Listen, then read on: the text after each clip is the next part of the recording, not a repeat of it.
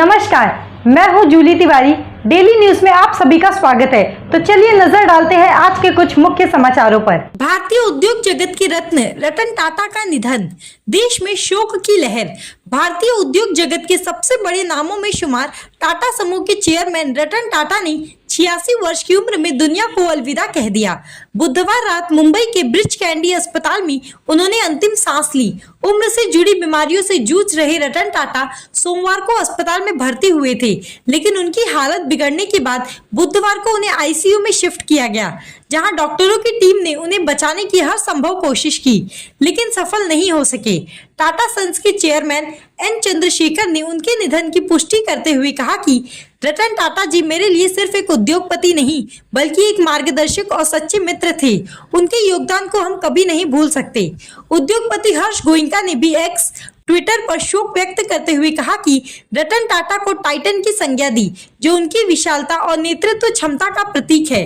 रतन टाटा को उनके अनुकरणीय नेतृत्व के लिए जाना जाता है। टाटा समूह के अधीन आने वाली 30 से अधिक कंपनियों को 100 से ज्यादा देशों में फैलाकर उन्होंने समूह को वैश्विक स्तर पर पहचान दिलाई। 400 बिलियन डॉलर के बाजार पूंजीकरण और 10 लाख से अधिक कर्मचारियों के साथ टाटा समूह आज जिस ऊंचाई पर है, उसके पीछे रतन टाटा की सूझबूझ और नेतृत्व है। रतन टाटा ने 1991 में अपने चाचा JRD टाटा से टाटा समूह की बागडोर संभाल ली। उनके कार्यकाल में टाटा समूह ने Tata Motors, Tata steel, Tata consultancy services और टाटा केमिकल्स जैसी कंपनियों को मजबूत किया और नए क्षेत्रों में कदम रखा। रतन टाटा का जन्म 28 दिसंबर 1937 को मुंबई में हुआ था। भले ही वे टाटा परिवार से थे, लेकिन उन्होंने अपने करियर की शुरुआत साधारण पदों से ही की। उन्होंने टाटा स्टील में एक साधारण मजदूर की तरह चूना पत्थर ढोने का काम किया, जिससे उनका आत्मानुशासन और कार्य शक्ति दिखती है।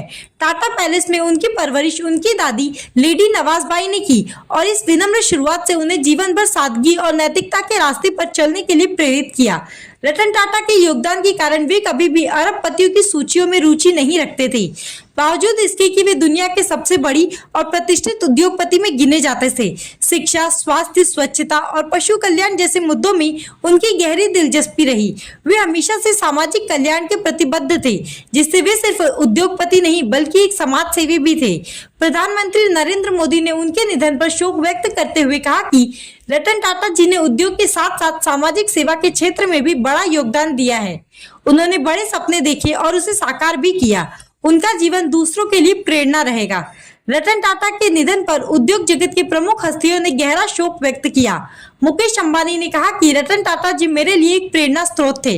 हमने एक महान नेता, एक दयालु आत्मा को खो दिया है। गौतम अदानी ने भी कहा कि रतन टाटा ने आधुनिक भारत को दिशा के नए सिरे से परिभाषित किया। उनके जाने से देश को अपूरणीय क्षति हुई है। रतन टाटा का निधन न सिर्फ उद्योग जगत के लिए बल्कि पूरे देश के लिए एक बड़ी क्षति है। उनकी सादगी, नेतृत्व और सामाजिक सेवा की भावना हमेशा भारतीय उद्योग जगत और आने वाली पीढ़ियों के लिए एक प्रेरणा का स्रोत रहेगी। तो आज के लिए बस इतना ही। कल फिर मिलेंगे इसी समय इसी चैनल पर। तब तक के लिए मुझे दीजिए इजाजत। धन्यवाद।